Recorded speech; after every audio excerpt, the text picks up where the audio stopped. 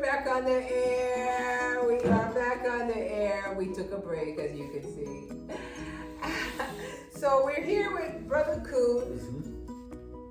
And everyone knows that name is a name that we usually kind of get frightened about when we hear it. But he's going to continue telling the story about the ways that he's been able to address the challenges that he faced and turned what was lemon into lemonade. So continue talking about the situation at the schools and how you overcame that. Yeah. So kind of just backing it up. So backing it up to my shooting, and the reason why I do the work that I do is because I saw the system and how it operates. When they make a mistake, they're gonna always try to cover the tracks. So for the audience that missed part 1, missed part 2, this is part 3. Okay. This is Brother Coon. Mm-hmm. And, he talked about his story of having been disenfranchised throughout his whole life. Because as you can see him, he's a beautiful black male. And to have the dark color hue that he has, this power to us really. And to have the name Coon, in a oppressive society that knows the intention of that name when they gave it to his great-great-grandfather. Well, that is the piece. Okay? And I'm sure he's going to hit on that, but he's talking about the school now and the fact that he was shot coming home from school by a student that attended the school too. And the school, they kind of act like they had nothing to do with it. Once you're off property, that's your thing. Although the law states, and this is the thing, so the law states that the school is responsible for you until you reach your driveway. And so to this day, that's something that sticks in the back of me. And I go back to Valley High quite often.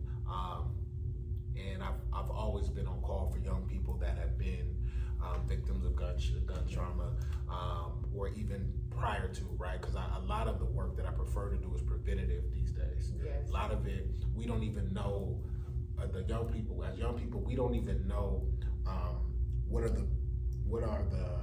what's the rhythm leading up into that big blow up, right? Because we get so entertained with fights, we get so entertained with having beef with somebody, and there are so many situations occurring because, as we talked about in our segment 1 and 2, is that it begins in the home. Come on, it does. It begins in the home with our parents broken because of the system. So we could say our personal home, but the home of the country in which we were all nurtured in, the America. Yeah. Because what oftentimes people would like to say is, you black people can't get it together. But I started to touch on the word CRT, critical race theory. And the fact that we are being taught in school, they omit our true story. They omit the fact of the race that has oppressed us. It's one thing to be the victim, but who are the perpetrators? Who speaks of them? Yeah. And so critical race theory would like that we say nothing of the perpetrator and the victim walks around and find ways to heal. You see, and so it really doesn't make sense to the young people because, if you cut me, I'm going to bleed. And if you tell me not to cry, then I'm going to ask you why. And you could cry, but I can't cry. Yeah. So I often say that we must be about truth. And if we live in a system that doesn't want to speak of it, we should be afraid. Because the fact that we of African descent are still here in the 21st century by a design of a system that brought us here in 1619 against our will. And like I say, watch the other videos that I have that show Cape Coast, what they did to the black men there before they let them out onto the ships. Yeah. And the black women. So I think sometimes African people, we've been sedated. Yeah. I think we are expecting more from the system than we really should. And if we're really serious about it, then we're going to have to do the serious work. Yeah. And the fact that we're here speaks to the fact that even the ancestors' shoulders that we stand on did some serious work. Yeah. And they didn't get the bling bling nice thing, flash flash like we got. But we have to know that is not our goal. Our goal is not have the fanciest of anything. Our goal is, can we remain here in love and oneness? Can our mothers and fathers put us to bed with a love in their heart for us? And if not in their time, it has to be in our time. And our youths have to know that the healing is going to have to come from us. Nobody's going to come save us. That's part of why I'm doing this show. Nobody's going to come and say, Elder Nana, because that's who I am now. Nana Ajua Sika Kodie the first. So knowing that and just throwing that out there, I want to turn my attention back to you and say, you see your last name? It was given in a way that was not good because the strength of your color and all of that. Have you ever looked it up in the dictionary? So that's the other part. Okay, tell me. Let's talk about that. Yeah. So a lot of people have their own belief system, and they never ask, right? And a lot of people are afraid to ask. My last podcast last week, the brother was shaking while he was like, "Yo, so what's up with the name?" Right? And then I was like, and I said, "What's your name?" And he gave me his full name, and I said, "What's up with your name?" Right? And then I introduced myself as Christopher Michael Coon. And then he missed it still. Yeah, but why you call yourself Coon the Poet?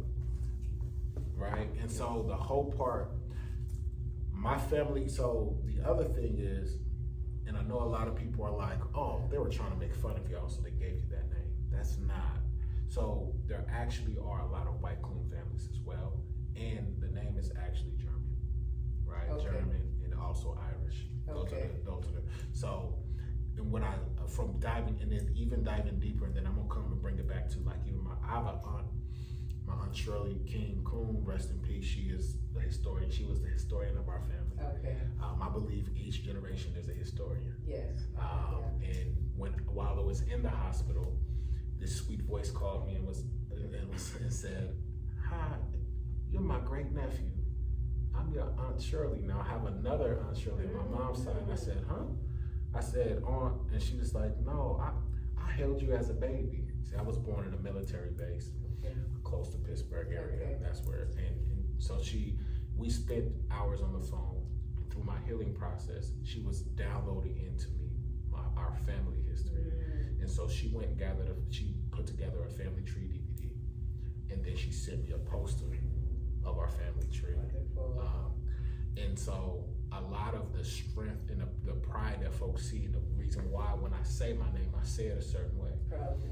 It's because I know my family history, and my great grandfather refused to change the spelling of his name while his cousins. So we also have family that spell their name Koon, and then we have some that spell it Coons, the way that you just pronounced it. And I always correct people because it's just Coon. It's Coon, like Calvin Coon, right? Like my great grandfather. So he, a powerful man. Yeah. When his cousin was like, "Hey Calvin, we all changing the spelling of our name. You should do it too to get it away from that meaning." And he looked at him, and I studied his picture. A lot of the sternness that I have in my face, I was like, "Wow, I look just like him from down here." Tight jaw, very, very don't take no. But and he refused, so I have to give change it. But what he said was, "I'm not going to hold my head down in shame." Right. But you see those babies right there? He was talking about my great uncle, my grandfather. Right. He said they're going to put something in front of their name that's going to bring respect to it. Gotcha. So my great uncle became Reverend Coon. My grandfather became Dr. Coon. Okay. The women hyphenated. Now, taking it back before this, and this is what my belief is. Okay. I believe and I understand how we were given names in this country. I also believe in a lot of my life journey as well. We have the ability to shift energy. To shift energy. Yeah. And this is also the other piece that I want to be very clear with people.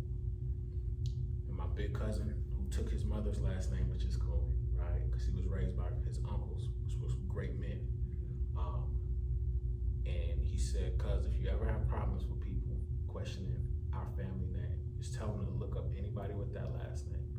And you can see, and they'll see that the word didn't make us, but we made the name, right? So that's the first part of pride and taking our power back is what my family did. All right.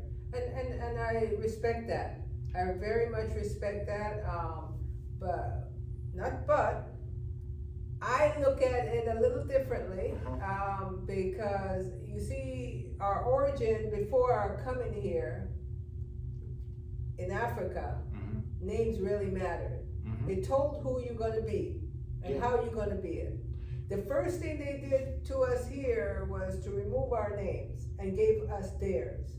Now, it would be okay, but Coon, not just Coon, but the names that, even my own name, and I won't even say my last name, and my first name, my birth name, you would think of someone else if I were to tell you, it would not be me. There's a certain respect to say that it evolved from one generation to another, but sometimes Africans would say your name, it tells who you are and what you are capable of doing. And in this case, how you evolved. So I would even wonder that if you, in the quiet of quiet, you would ask yourself, well, was that because having that name caused certain things to come your way? You know, because when you see it what is the definition of that word? What is the definition of that word? And a lot of people don't know. They just know that it's they know, and they think that it's similar to the N-word. Well, I looked it up in the dictionary the other day, and I can't. My phone is currently recording us, or I would look it up again on the dictionary.com. But it did say something that was negative. But it had to be maybe Urban Dictionary, because this is the thing. You got to remember, this has been my name my whole life, and I had to bear this, so I had to make sure that just with everything, I had to go outside and sell sex. So you don't think I can handle myself? Right? So when I had this name, Yeah. So I had to, what I learned is, in almost every other dialect, every other culture, that word is there. The sound of that word is there, Coon. Okay. And it never had, and everywhere else is a positive definition, except here. Yeah. But we know why here. And that's the part. And we know that. In China, Coon, K-U-N. Pronounce the same, spelled different. Earth. And I walked into a church, and it was an Indian and Fijian church, and the pastor, I introduced myself as Brother Coon, and he paused and he said, in my country, he's an Indian man, in my country, Coon means blood. Very fitting name. Welcome, brother. And and I would respect that because they don't have the origin that we have with the word here. And that's exactly, but this is where your discontent is. This is where your fight is. This is where your challenges have been. So we know here it has its own, not to say to change it, because in your time, you will make that name good by how you fight through it, because they gave it to you, and they, and you have dispelled the lies that's connected to it. When that the you baby's here. So the thing was, the part is, in the era I came up in Sacramento, which is Northern California, there was a song by a real popular artist, rap artist, Mac Dre, right? And the song was called Boss Tycoon.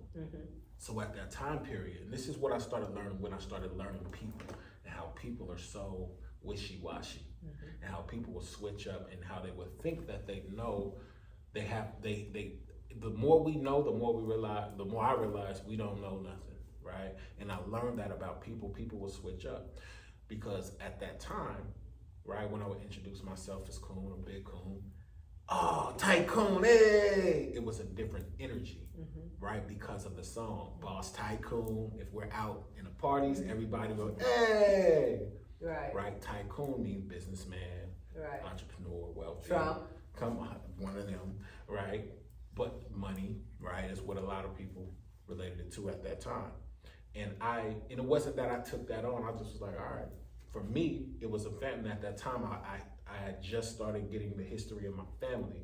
So I'm taking pride anyway. And then what I realized is as we start waking up, and as we started, like, a lot of things started happening in the media, and we started becoming more socially conscious, immediately some of the same people would then switch, like, hey, why you call yourself that? Because I heard that Coon means, and I will always ask the same thing, what did you hear it meant? And they would never be able to tell me. They would only say, it just means something negative. This is the thing. And then I hear people regularly, and it's only Black people that are using it towards other Black people that they think are sellouts, house Negroes, right? That is, but when it was created to oppress us, it was created as a joking name, right? That the picture of the Black face with the red lipstick, that was what a Coon was. But now what happens is we don't always get information. We just move off of energy of what people tell us. And this is the part. Regardless, that word has no connection to my family legacy. Right. And that's when those babies, when I go to any campus, any school campus in Sac Unified School District, Twin River School District, Elk Grove School District, Brother Coon, Mr. Coon. Because they have no historical origin to where the name came from. When my grandfather, I walked into the farm, But can I say this? Go ahead. That's part of like our history in general. Yeah. If we don't have no connection to how we have arrived in the way we have on our oppression, then people would just say, oh, that's just the way the niggas are. Not saying using your name, but the Black man is just always the way he is, beat his woman, drinks, don't take care of his family. The woman, she's always just having children, there's no tomorrow. And so the origin, we must know of everything. We must know the cause. We must know the reasons, and I love how you clarified yours because you've researched it as towards your name. But we must also research our whole connection. And that's why I went to the school and talked about, what the schools did or did not teach us and how they omitted our story on purpose. And so when these days, I feel like it is going to be our responsibility, even if we are not teaching in the schools, to hold Saturday schools, to hold a place where we give the rest of the story. Because, our problem is we're too caught up in getting mine. Finally, I can get mine. I ain't dealing with nobody's problem, but you're going to deal with their problem if they come up to you and you sit in your car and they want your car. And they want, now that problem. And it's happening. Come on. I appreciate you saying that because a lot of, Yeah, so their problem, because there's a whole statement that says, they'll come for you in the morning and they'll come for me in the evening. Come on. So if I'm sitting at home thinking, hey, nobody is safe if our children are suffering. Come on. Nobody is safe if our Black man is thrown out of the home. That's why Black men live out there under the bushes. Come on. And our babies are living under the bridge right now. Right now with them. Yeah. And who do we expect to come and help them? It's got to be us. And, so you see, when you tell me your survival story, because that's what it truly is, a survival story. Yeah. And you just didn't go and just think that you were just lucky to live, but you're now doing something about it because you've been given another chance to prove your worth. I'm sitting here, I was sitting back on a mission. A lot of us wake up every day and be given another chance to prove that we're worthy to be here. And what do? They go and consume more than they should. They end up getting sick with diabetes and all these other strains of illnesses. and they die alone in these big houses, and they're the only ones in it. Wow. Yeah. So when we do that kind of stuff, that's the narrative of somebody else that we have made our own. Absolutely. Because if my brother is suffering and my sister is suffering, I am my brothers and sisters' keeper. Yeah. It is my responsibility to show up. Yeah. And you see, our generations from then till now speaks to who we are. Yeah. We are survivors. We are not meant to have survived if we didn't have our connection to being the first in creation. Absolutely. And that's why this country was built. It was built knowing that we could do it. Mm.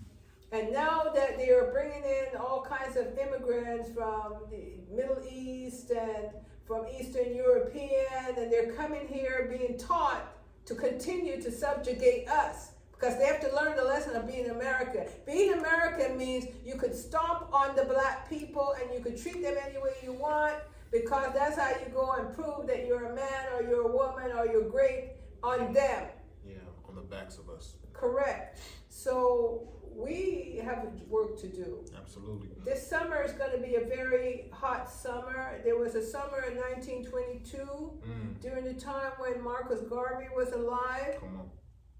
And that was a bloody summer. That was the most lynching they've ever done on black people. Yeah. You know, so we have to really come together. And one of the things I want to shed some light on is the same conflict we have in our homes with father and mother against each other, and boyfriend and girlfriends are against each other. It makes it difficult that when it's time for us to do the work of the people, it should be not just one black man standing up there, a group of them. Where's the woman? Where? Come on. The woman should be right there, front and center. If we can't collaborate and tell the truth to the youths, they're not going to believe you if you're just there, black man.